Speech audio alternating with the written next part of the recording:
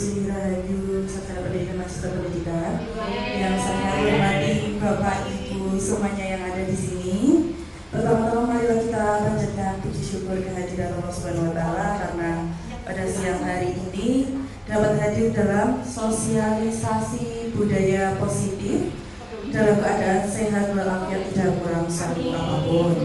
Yang pertama yaitu pembukaan, yang kedua sambutan, lalu nanti kalau ada gitu, yang ketiga acara inti, yang keempat jika ada nanti ada sesi tanya jawab atau jika tidak ada diisi dengan foto bersama, dan yang terakhir adalah penutup. Assalamualaikum warahmatullahi wabarakatuh. Terima kasih Ibu Bapak yang telah hadir dalam sosialisasi budaya positif yang akan dipaparkan oleh Ibu Titi, calon guru bergerak. Semoga besok berjalan menjadi pengurus ya. Terima kasih atas kedatangan Ibu Bapak yang mau memperlihatkan. Hanya itu saja yang dapat saya sampaikan. Terima kasih. Wassalamualaikum warahmatullahi wabarakatuh.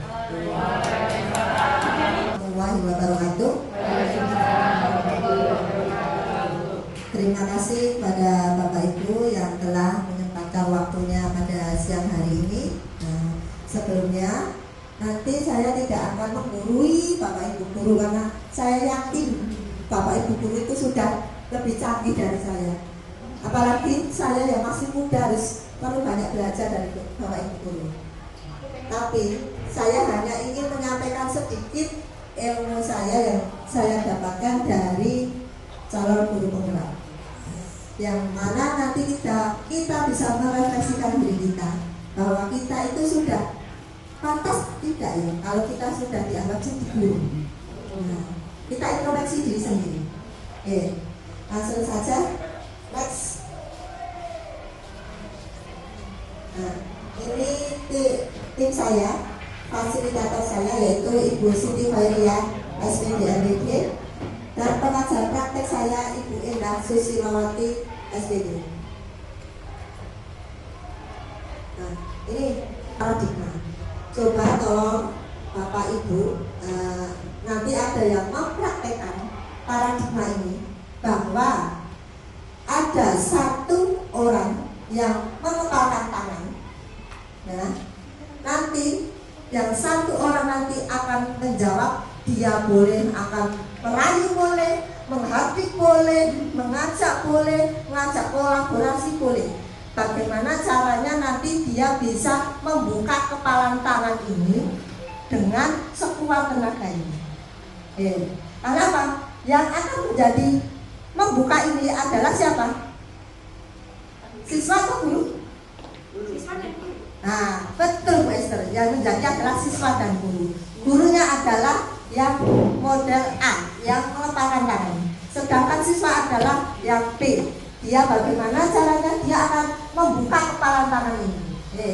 Saya coba untuk maju ke depan. Bapak Danu sebagai guru yang harus meletakkan tangan. Nah, Ibu Esther sebagai D yang harus bisa membuka kepalan tangan ini bagaimana caranya. Nah, ini Bapak Danu ada kertas kecil yang harus dikepal dengan sekuat tenaga. Ya. Monggo Pak Danu.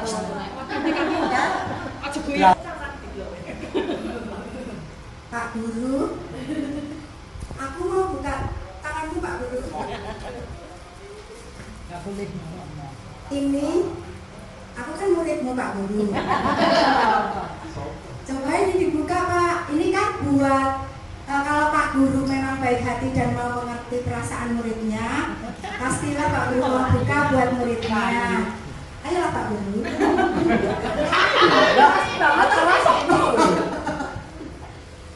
Ayolah Pak Guru demi muridnya Pak Guru.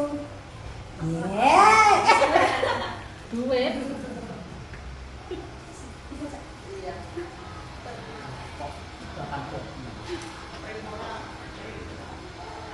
Uang. Aku dapat uang dari siapa?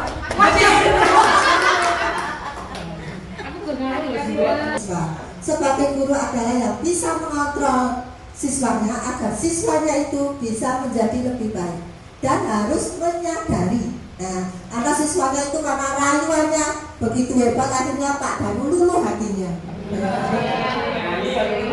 Ya, next. Nah, perubahan itu akan terjadi satu kalau guru bisa mengontrol murid.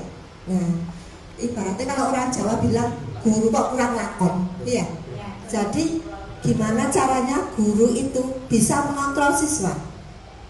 Jadi siswa yang jangan bilang nakal, tidak boleh, harusnya tidak boleh bilang nakal.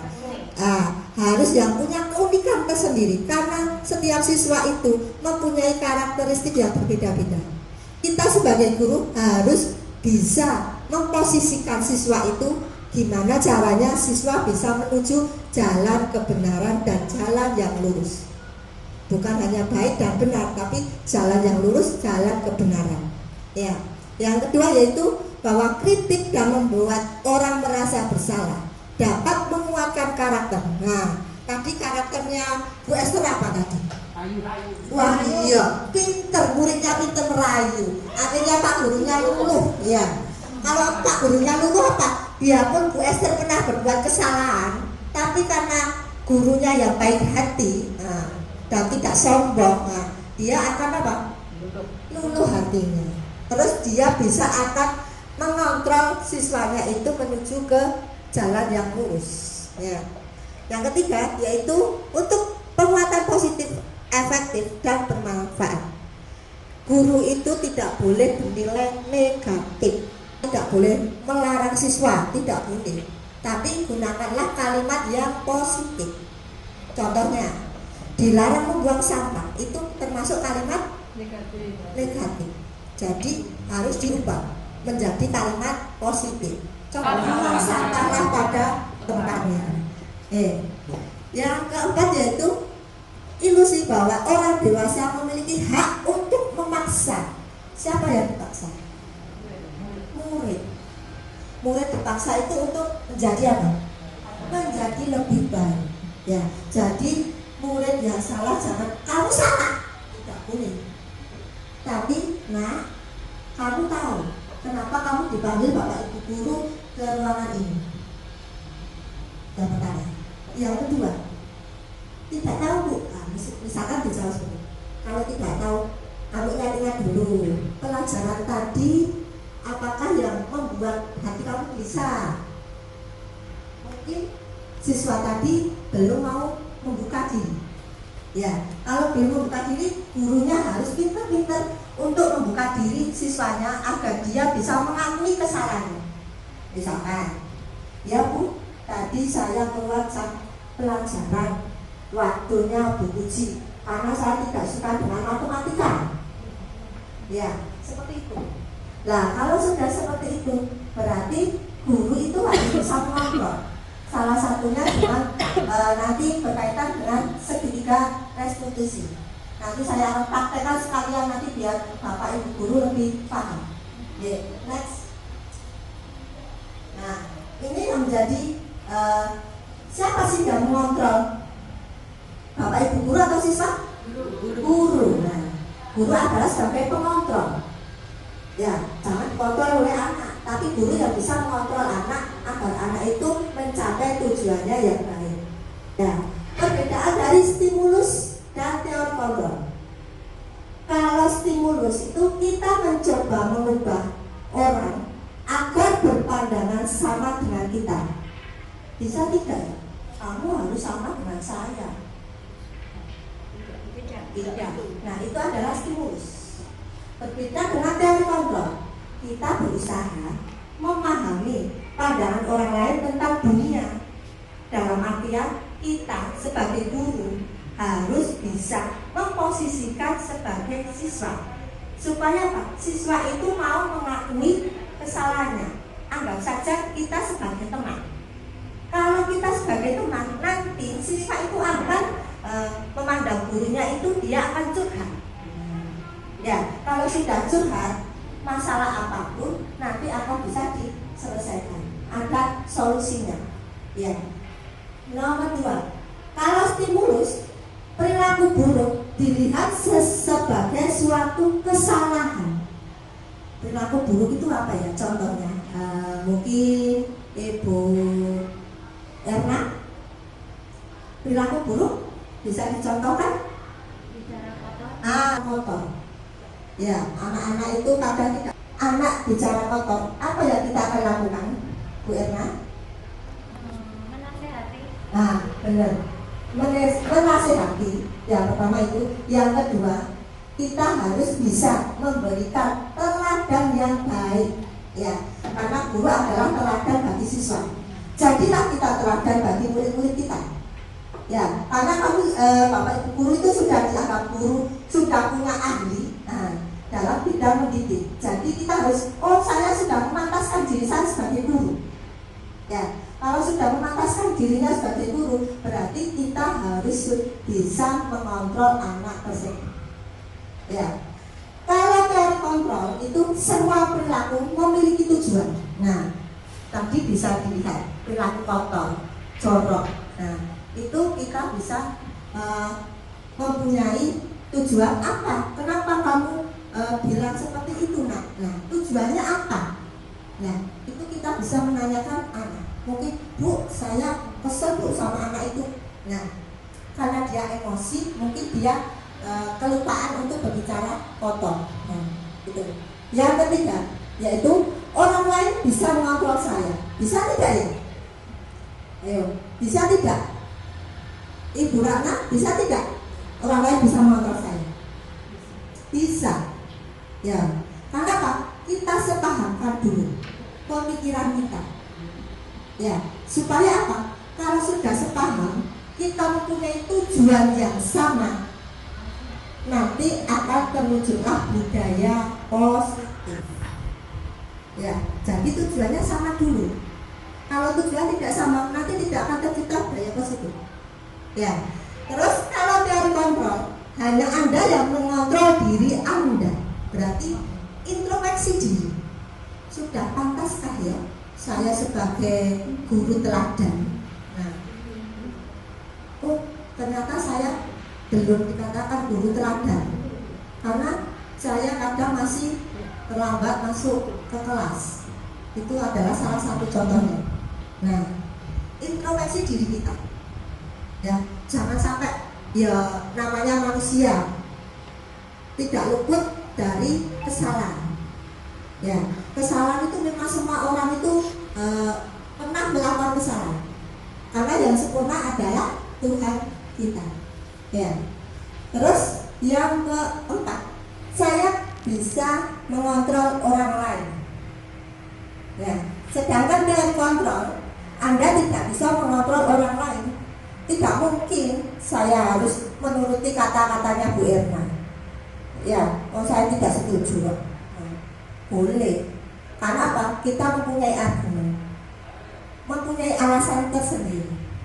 Nah, alasan-alasan itu nanti akan terwujud kalau mempunyai tujuan yang sama. Kali gagal tidak Pak Dan. Dia masih memegang erat kertas yang dipegangnya. Karena apa? Bersikokoh. Karena Pak Danu dibilangnya seperti aku loh wonge guru kalian. Nah, dia bersikokoh. Tapi karena apa? Karena muridnya yang terlalu pintar bisa merayu gurunya, akhirnya Pak Guru bisa luluh hatinya. Nah, itu adalah teori kontrol. Berarti harus ada apa? Kolaborasi, kerjasama, ya. Kolaborasi dan konsensus menciptakan pilihan-pilihan baru. Berarti hidup itu memang ada pilihan, ya. Kenapa kamu memilih menjadi guru? Nah, itu kan ada pilihan. Nah, terus yang terakhir, kalau stimulus respon itu model berpikir itu menang atau kalah. Ya, berpikirnya menang atau kalah. Tapi kalau teori kontrol, model berpikir menang-menangan. Ya, setuju. Setuju. Nah, itulah budaya positif. Makanya kita introspeksi diri dulu. Sudah pantaskah kita menjadi guru yang baik? Ya. Next. Nah, makna kata disiplin. Nah, mungkin disiplin itu dulu itu adalah taat peraturan. Benar? Ya. Tapi untuk budaya disiplin ini, yang disiplin itu berarti yang namanya belajar itu baru proses. Ya, kalau proses itu ya namanya anak untuk disiplin semuanya itu bisa atau tidak? Pasti masih ada satu atau dua siswa yang dia tidak akan disiplin. Karena apa? Dia belum menyadari dirinya sendiri. Karena disiplin itu harus ada di dalam diri kita, bukan orang lain. Ya, kita harus belajar. Nah, disiplin tepat waktu. Ya, karena apa? Disiplin tepat waktu itu bagus. Salah satu contohnya, saya itu sering ngeliat sama murid, ayo nak sholat berjamaah. Karena apa? Sholat berjamaah itu manfaatnya banyak sekali. Satu, pahalanya 27 rakaat. Ya, daripada sholat sendirian. Yang kedua, sholat berjamaah itu akan menciptakan teman kita bisa silaturahmi. Benar tidak? Ya, setelah sholat kita berjabat tangan. Ya, berjabat tangan itu adalah bisa melembutkan dosa-dosa kita. Ya, karena mungkin kita sudah jaga, kita sholat berjamaah bareng. Tidak mungkin kalau kita baru marah sama teman, ya sholat berjamaah bersampingan, dia akan marah. Benar tidak? Iya. Itulah yang saya terapkan. Usahakan untuk sholat berjamaah. Karena dari sholat berjamaah itu nanti akan mewujudkan komunitas-komunitas. Dalam artian apa? Bisa komunitas untuk rohanian bisa, ya. Terus mungkin sosial bisa, ekonomi bisa. Karena setelah sholat kita mesti apa? Ada perbincangan di luar sholat tersebut. Boleh, karena sudah selesai sholatnya. Tapi waktu sholat ya tidak boleh berbincang-bincang. Ya. Terus next. Nah, ini adalah teori kontrol menurut Dr. William Besson.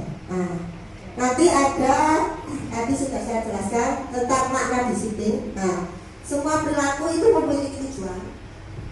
Dan dalam memiliki tujuan itu ada teori motivasi.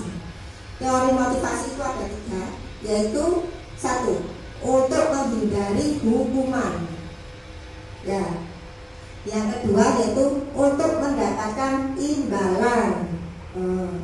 Yang ketiga yaitu untuk menghargai diri sendiri.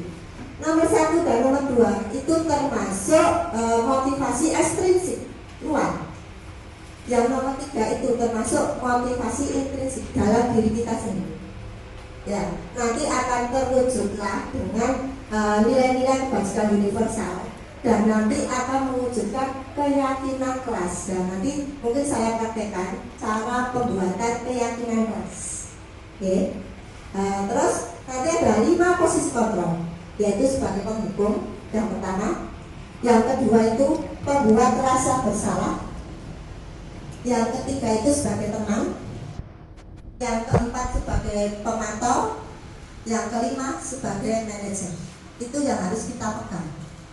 Pada saatnya kita harus bisa menjadi teman, karena murid itu tidak ada yang keras, ada yang lemah lembut. Nah, seperti itu. Ada waktunya kita sebagai pemantau. Nah, pemantau itu kita harus memantau siswa tersebut, jangan menghakimi. Nah, kalau siswa dihakimi nanti dia akan mungkin tidak akan mau mengatakan sebenarnya, mempunyai kesalahan dan sesuai dengan keyakinan kelas. Jadi harus membuat kesepakatan. Makanya nanti modelnya harus ada peraturan kelas dulu. Setelah ada peraturan kelas, nanti ada kesepakatan kelas. Setelah ada kesepakatan kelas, baru nanti berupa keyakinan kelas. Boleh maju 1, monggo Bu Budi, boleh memberikan contoh peraturan kelas. Bebas Bapak Ibu. Yang kedua, ya.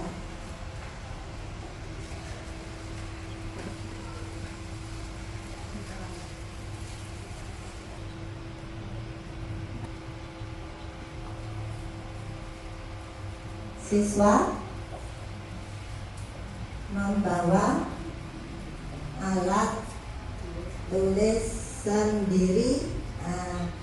Boleh. Yang ketiga, sebagai wali kelas nanti bisa mencoba kepada kelasnya masing-masing menyontek. Nah, kata saya. Terus, dari peraturan kelas itu tadi ya 1 sampai 4 kita buat kesepakatan kelas. Kesepakatan kelas itu dalam satu kelas ini harus setuju apa? Kalau tidak setuju berarti tidak akan digunakan. Nomor 1 waktu. Nomor 2 siswa membawa alat tulis sendiri-sendiri. Setuju atau tidak? Setuju. Nah, mungkin ada yang lain, Bu. Ketinggalan. Lah, bener. Kalau ketinggalan, nah, kan tidak mungkin namanya orang lupa ya. Nah, itu bagaimana? Sepakat atau tidak? Kesepakatan kelasnya? Bagi Pinjam kembangnya ya Bu. oh, pinjam uangnya. Oh, boleh ya? Boleh.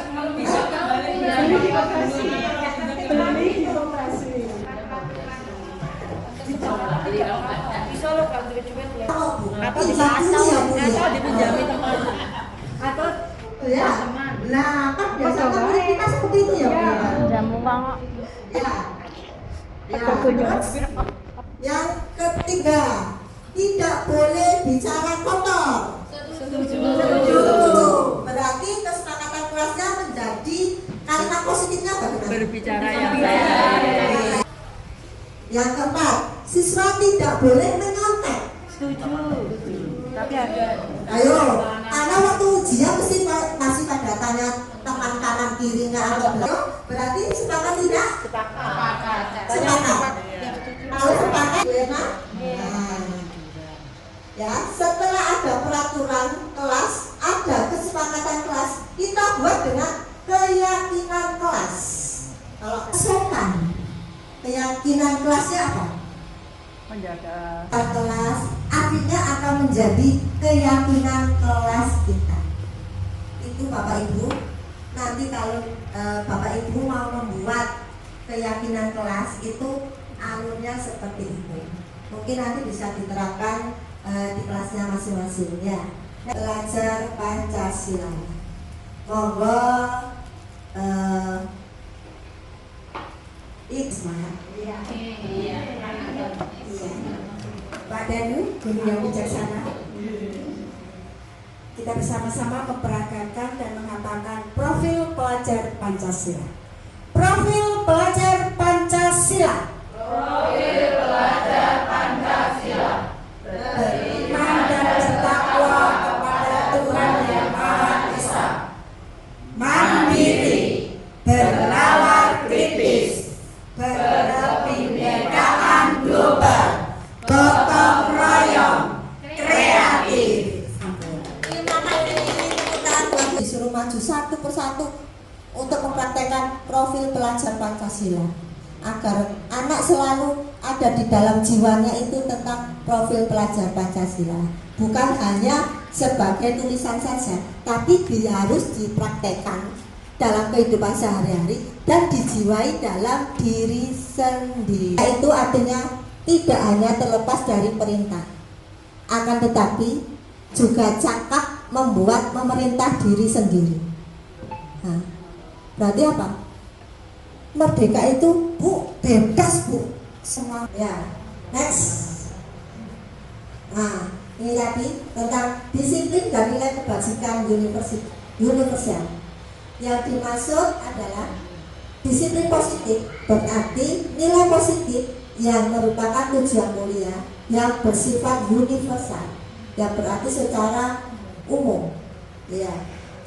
Yang kedua yaitu teori kontrol. Nah, teori kontrol, satu, kita tidak bisa mengontrol orang lain. Yang kedua, semua perilaku mempunyai tujuan. Yang ketiga, modal berpikir menang-menangan. Yang keempat yaitu setiap orang memiliki pandangan berbeda. Yang ketiga tentang teori motivasi. Nah, motivasi diri kita sendiri-sendiri. Satu, untuk menghindari hukuman. Yang kedua, untuk mendapatkan imbalan. Yang ketiga, untuk menghargai diri sendiri, yang sudah saya jelaskan tadi. Yang keempat, yang berkaitan dengan hukuman dan penghargaan. Hukuman itu bersifat tidak terencana, spontan, tidak ada kesepakatan antara guru dan siswa. Ya. Sedangkan penghargaan bisa berupa apresiasi. Ya. Tahu bedanya? Kalau hukuman itu siswa salah langsung dituding-tuding, nah itu tidak boleh. Ya, hukuman itu sebenarnya tidak dibolehkan. Tapi kalau hukuman bersifat positif, membangun, boleh tidak? Boleh. Contohnya? Tahu? Kemarin saya sempat bertanya dengan fasilitator. Memang saya itu paling aneh sendiri yang bertanya yang berkaitan masalah hukuman. Memang menurut Ki Hajar Dewantara itu tidak boleh ada hukuman. Tapi hukuman yang mendapatkan pahala bisa diterapkan. Misalkan datang terlambat, siswa datang terlambat, itu bisa dikasih hukuman apa? Untuk mengaji. Siswa dapat pahala tidak? Siswa dapat pahala. Guru yang menurut juga dapat pahala. Bagi yang agamanya Kristen bisa untuk membaca kitab suci. Karena apa? Dari situlah anak dididik untuk mulai disiplin. Karena baru belajar. Ya. Jadi kalau hukuman itu mindsetnya Bapak Ibu guru, hukuman itu adalah yang membuat kesalahan. Ya. Tapi kita alihkan menjadi yang lebih baik. Kalau penghargaan,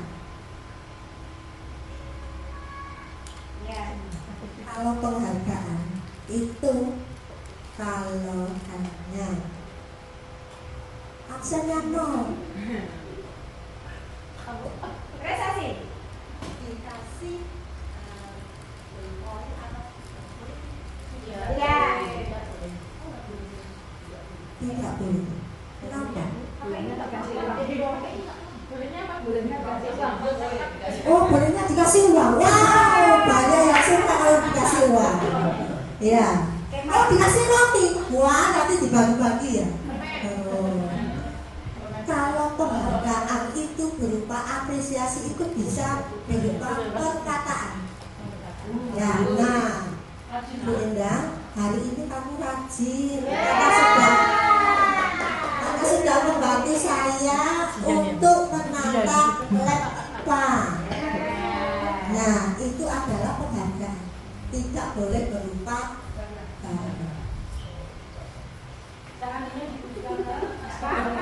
tidak boleh. Iya, termasuk gratifikasi. Ya.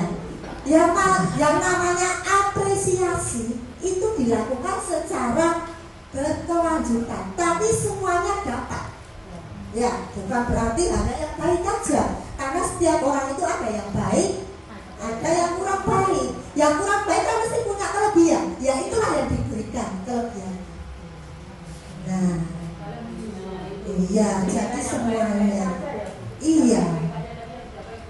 Iya dihargai, karena yang kurang baik mungkin dia belum melakukan. Ya, nanti suatu saat misalkan 1 bulan ini yang dikasih penghargaan diganti sama Bu Esther. Bulan berikutnya yang dikasih Pak Bajo sama Pak Danu. Tapi nanti secara berkelanjutan harus semuanya mendapatkan. Itu yang dinamakan penghargaan. Iya.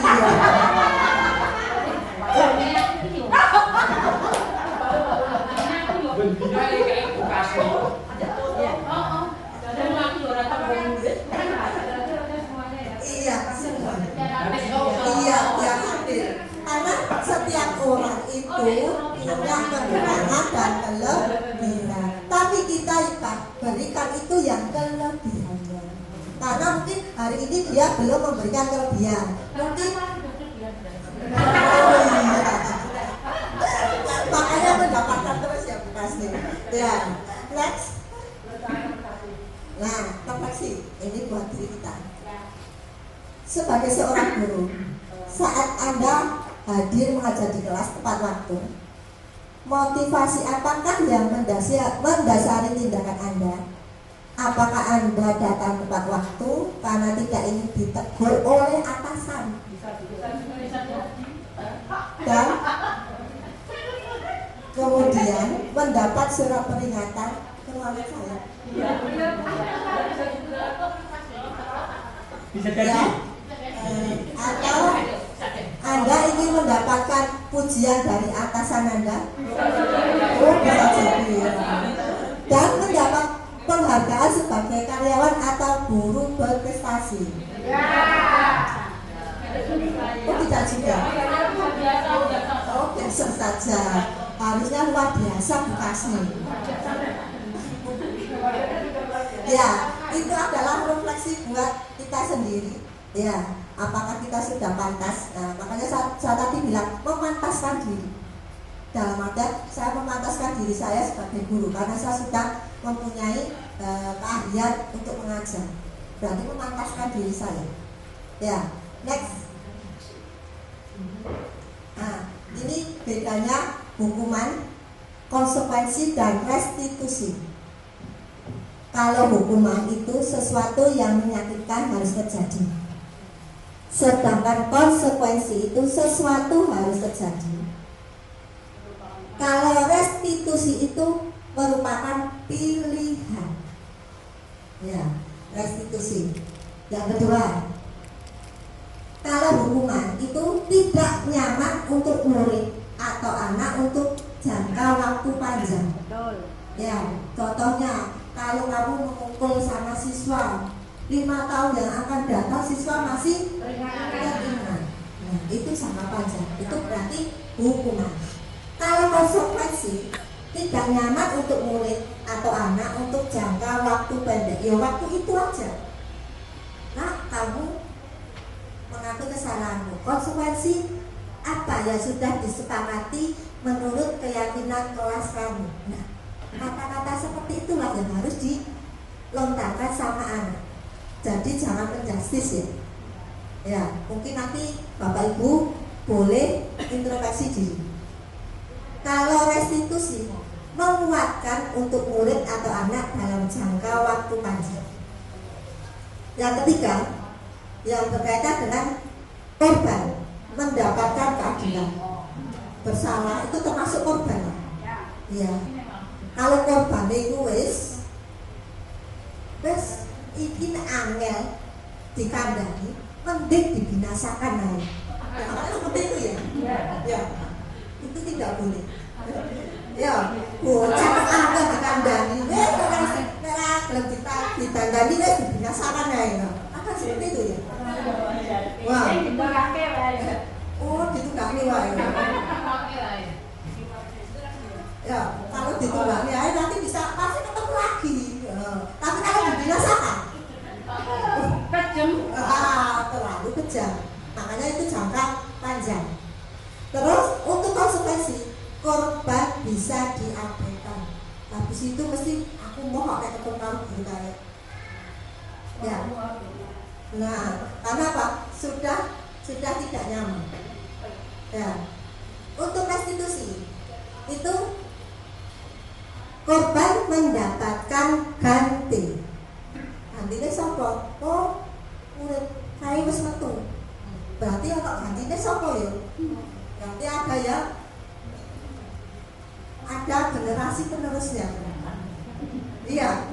Karena wis jengkel dongkol ya. Akhirnya terjadilah permasalahan itu. Terus yang keempat, murid akan tersakiti. Ya, karena sudah dirasakan begitu mendalam, wis karena wis ditabuk, lo mati ya. Itu adalah hukuman. Tapi kalau konsekuensi, murid dibuat tidak nyaman. Yo, ben rakasan nang sekolah iki yo carane yo. Apa mau penuhnya dibinasakan mau Bang? Ya. Tapi kalau restitusi, murid mendapatkan penguatan. Nah, penguatan untuk restitusi, contohnya nanti bisa saya sampaikan. Nah, kalau kamu sudah mengetahui kesalahanmu, terus apa yang akan kamu perbaiki? Ya, kita sharing sama anak, kita ajak kolaborasi ngobrol. Mungkin, oh ya Bu, saya tidak akan mengulanginya lagi. Nah, kalau tidak akan mengulanginya lagi, terus kalau besok kamu mengulanginya lagi, bagaimana? Nah, seperti itulah kata-kata yang akan kita lontarkan sama siswa untuk menguatkan siswa. Jadi besok apa? Tidak mengulangi lagi. Ya, jadi memperbaiki kesalahan. Nah, seperti itu. Kalau restitusi. Terus yang kelima, perilaku pasif agresif meningkat. Kalau konsekuensi itu penguatan hanya bertahan dalam jangka waktu pendek. Ya, hanya saat itu aja kalau waktu konsekuensi. Tapi kalau restitusi, masalah terpecahkan. Setelah anak diajak ngobrol, akhirnya dia mengakui, terus setelah mengakui dia tidak akan mengulanginya lagi, berjanji. Nah, seperti itu. Jadi menguatkan diri anak itu, anak harus bisa menyadari kesalahannya sendiri. Jadi kita harus mempunyai jurus yang banyak agar siswa itu mau mengaku. Kalau siswa belum mengaku, kita harus cari pilihan yang lain supaya siswa itu mau mengakui. Ya, mungkin dari tadi tutor sebaya, berarti guru sebagai teman dan mengajak temannya yang mungkin dekat dengan dia. Nanti dia akan mesti curhat. Ya. Terus selanjutnya, sistem tidak akan berjalan bila murid tidak tahu.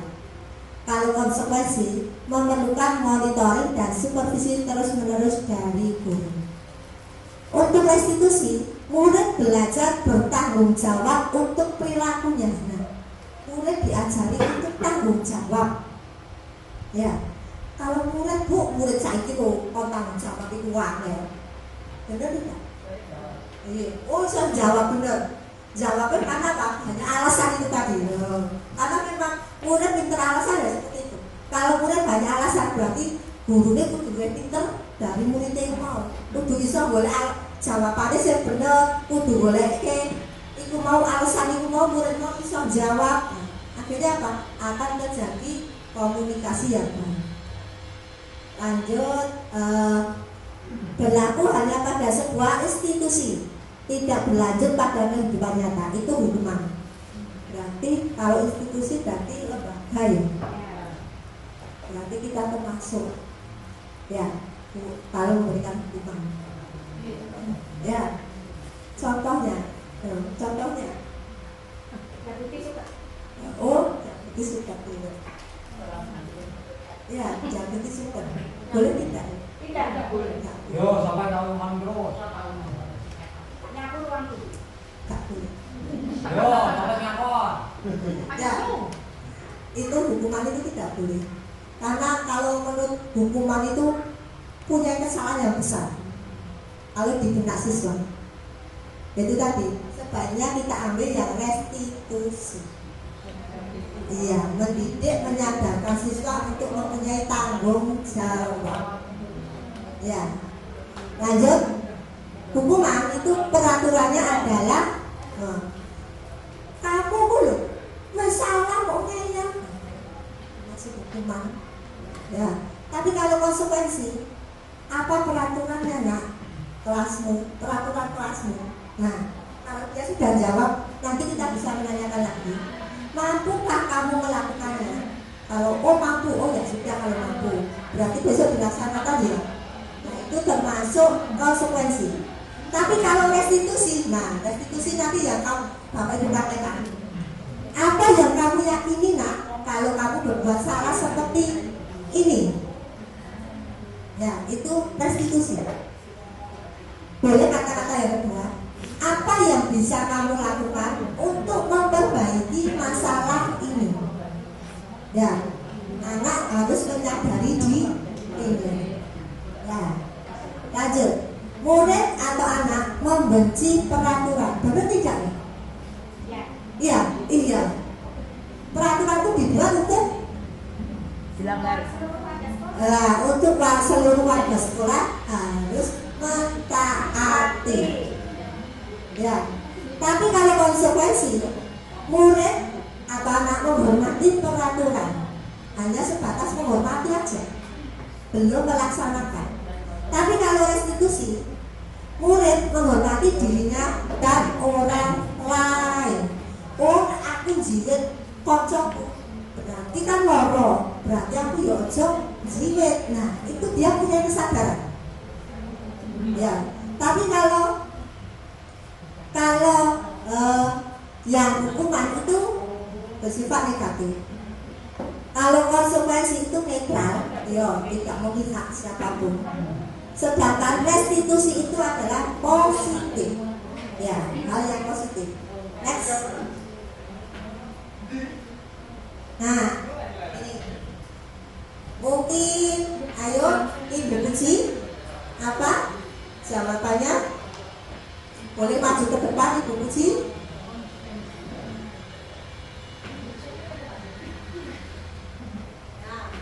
Termasuk hukuman atau konsekuensi.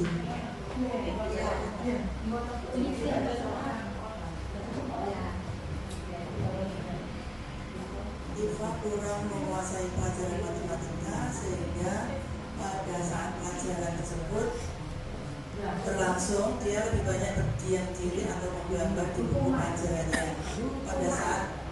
Pada saat guru matematikanya Pak Seno menanyakan pertanyaan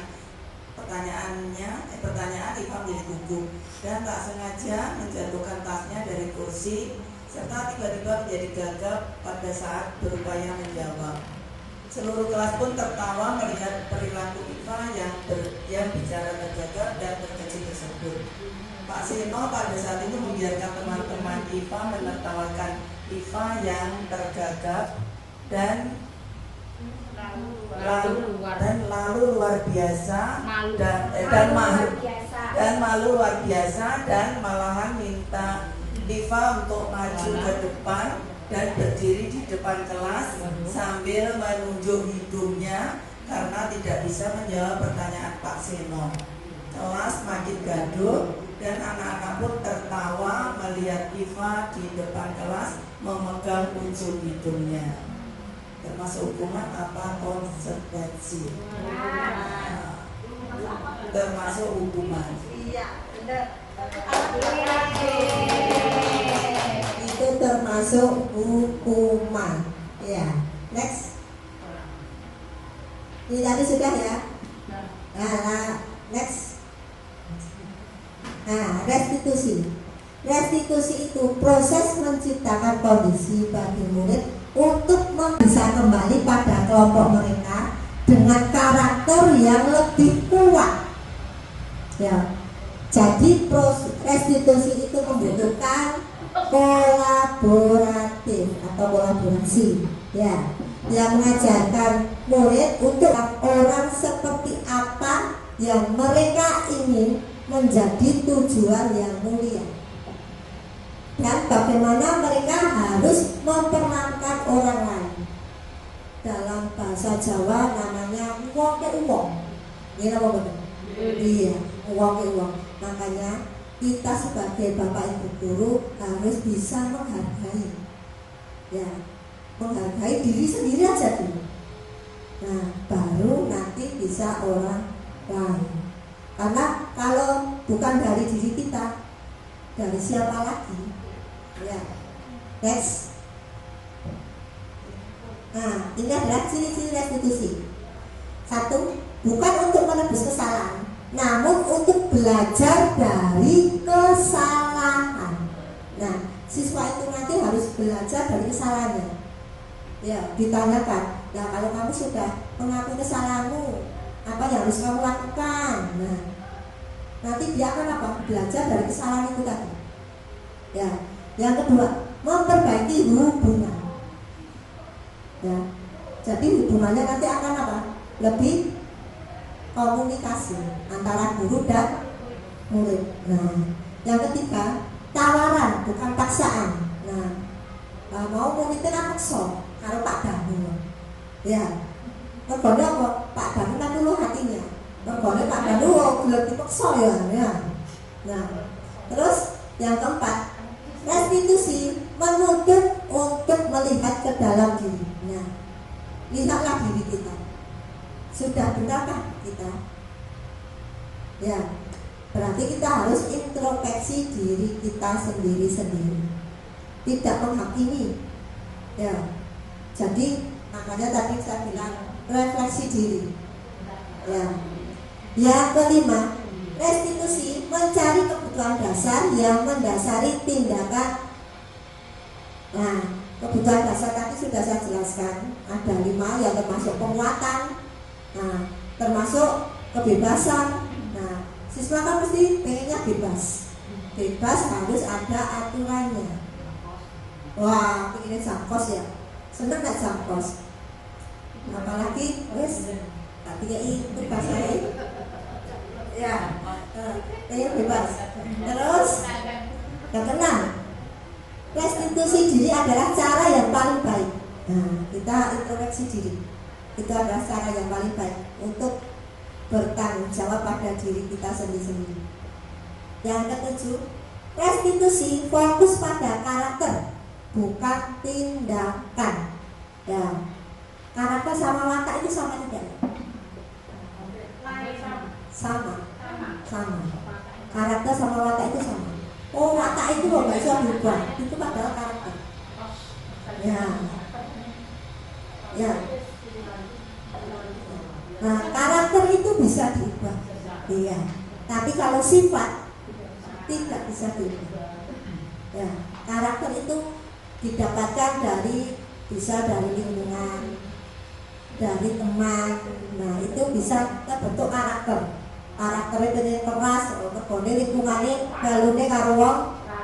Nah, ya, tapi kalau karakter itu tadi akan menjadi karakter yang baik kalau dia akan berkumpul dengan orang-orang yang baik. Nah, terus 8, restitusi fokus pada solusi. Ya, winner solution. Ya, win-win solution. Jadi hanya bagaimana cara mengatasi permasalahan tersebut. Yang ke-9, restitusi mengembalikan murid yang berbuat salah pada kelompoknya. Ya, jadi bocah itu mau salah, disengeni ae. Nah, jadi apa? Nanti dia akan terbentuk malah tambah kuat. Beda kalau dengan restitusi. Oh, ternyata saya itu salah. Dia akan mengakui kesalahannya, akan menyadarinya, dan akan bertanggung jawab atas kesalahan yang dilakukannya. Ya, next. Nah, ini salah satu saya buat kemarin. Nah, pada pembelajaran bahasa Jawa, guru mempresentasi siswa. Saat itu diketahui ternyata Kenzi tidak ada di kelas. Padahal ketika pelajaran sebelumnya Kenzi ada di kelas. Saya sebagai guru bahasa Jawa menanyakan pada temannya, di mana Kenzi berada, hingga pelajaran selesai tetap tidak ada juga. Untuk menangani Kenzi pada saat pelajaran bahasa Jawa, saya memanggil Kenzi ke ruang guru. Di ruang guru berbicara mengenai permasalahan dan mencari solusinya. Nah, bagaimana solusinya? Monggo Bu Esther sebagai guru BK. Ya, nanti mungkin ada 2 versi. Nah, boleh. Monggo Bu Esther.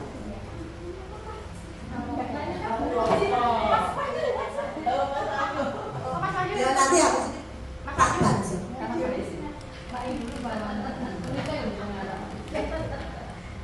Iya. Kalau saya sebagai guru bahasa Jawa di posisi Bu Titi, pastilah saya tidak akan langsung memarahi, walaupun juga bertanya-tanya kenapa pas pelajaran bahasa Jawa kok anak ini tidak ada. Otomatis anak ini langsung saya panggil, terus saya mau tahu dulu Kenzi, kenapa tadi pas pelajaran bahasa Jawa kamu kok tidak ada di ruang kelas? Pastilah seperti itu. Kalaupun kita cara menanyakan juga dengan rasa tidak ada paksaan atau marah, kita harus kontrol kan? Jadinya anak itu pastilah akan membuka hatinya untuk menceritakan segala permasalahannya. Mungkin itu betul. Iya. Terima kasih. Ya, nanti ditanya dulu, kenapa kok tidak ada di kelas? Nah, seperti itu pertama. Yang kedua, kita boleh bertanya, apa yang kamu lakukan itu sudah benar apa belum? Nah, nanti dia akan mengoreksi dirinya sendiri. Kalau dia sudah mengoreksi dirinya, dia akan membuka diri. Oh ya Bu, saya bersalah. Setelah dia mengakui kesalahannya, dia akan mempertanggungjawabkannya perbuatannya. Ya, dengan cara apa? Ya mungkin. Nah, sudah besok tidak boleh diulangi lagi.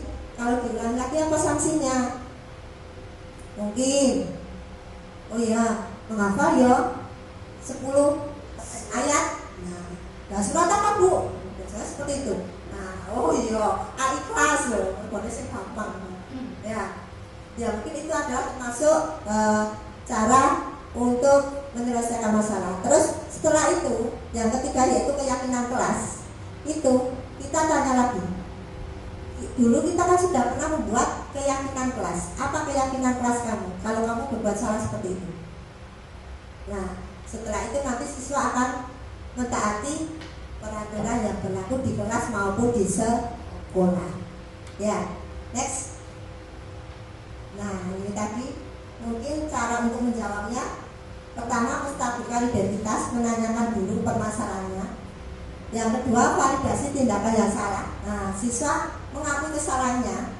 Nah, kalau setelah mengakui, nah, bagaimana cara dia harus mempertanggungjawabkannya?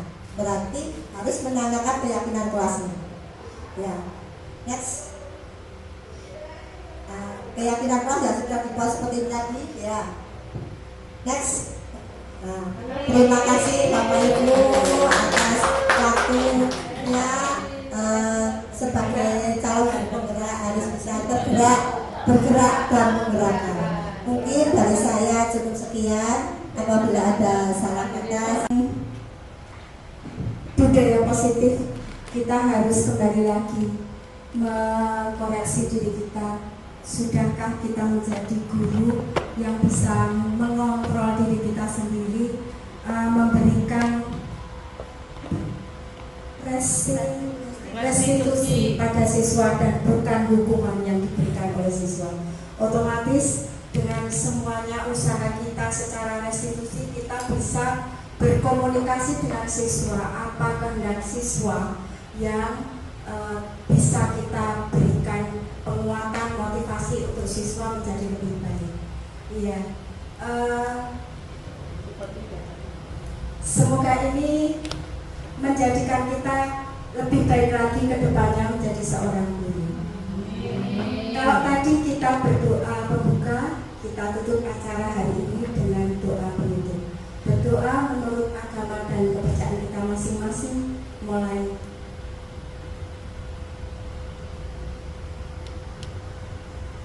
selesai. Terima kasih Bapak Ibu Guru. Tepuk tangan.